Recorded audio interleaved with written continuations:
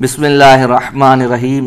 السلام علیکم ورحمۃ اللہ وبرکاتہ۔ دوستو، آج میں وہ چابی لایا ہوں جو آپ کے رزق پر لگے تالے اور برکت پر لگے تالے اور خوشحال زندگی پر لگے تالے کو کھولنے والی ایسی چابی جو کہ رسول خدا صلی اللہ علیہ وآلہ وسلم نے عطا کی ہے، اور بہت سے سینکڑوں لوگوں نے اس کو آزمایا۔ مجرب ترین عمل، مجرب ترین ایسی چابی ہے جو آپ کے کئی بند تالے کھول سکتی ہے، اور اس کو نقل کرنے والا کوئی عام بندہ نہیں بلکہ جلیل القدر عالم ربانی السید الجلیل علی بن طاؤس نے نقل کیا ہے کہ میرے بابا اس عمل کی تاکید کیا کرتے تھے، اور بہت سارے مومنوں نے جن کے رزق کی پریشانی تھی اور یا رزق میں برکت نہیں تھی کہ ان کے وہ تمام بند دروازے کھل گئے۔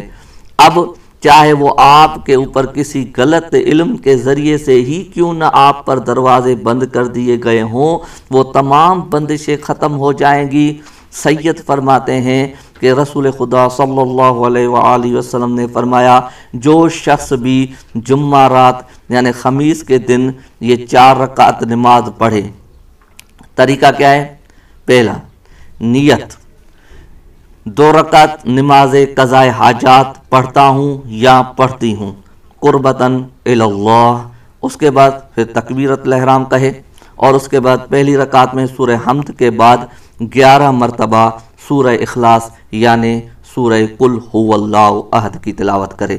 اس کے بعد باقی نمازوں کی طرح رکوع سجود کرے، پھر قیام کے لیے کھڑا ہو جائے۔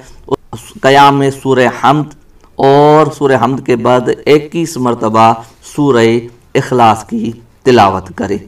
باقی طریقہ قنوت، رکوع، سجود، تشہد، سلام باقی نمازوں کی طرح نماز کو ختم کرے، پھر 2 رکعت کے لیے کھڑا ہو جائے اور نیت کرے کہ 2 رکعت نماز قضاء حاجت پڑھ رہا ہوں یا پڑھ رہی ہوں قربتاً الی اللہ، پھر تکبیر کہے، اور اس کے بعد سورہ حمد کے بعد 31 مرتبہ سورہ توحید کی تلاوت کرے۔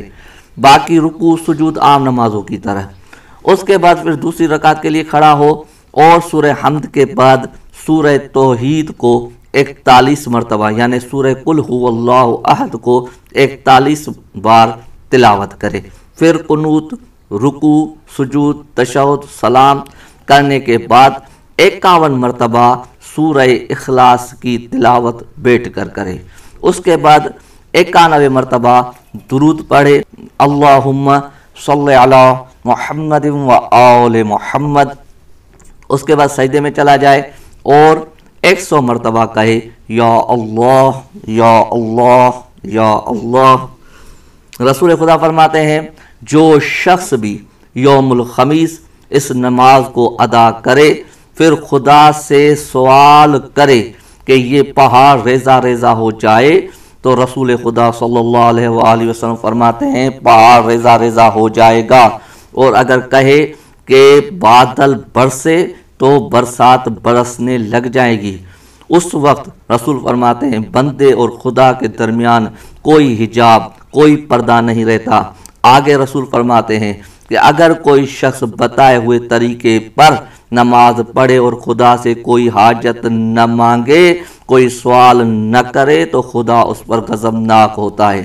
یاد رہے دوستو، نماز میں بتائے ہوئے عدد کا خاص خیال رکھا جائے۔ دعاؤں میں یاد فرمائیں گے۔ اللہ آپ کا حامی و مددگار رہے۔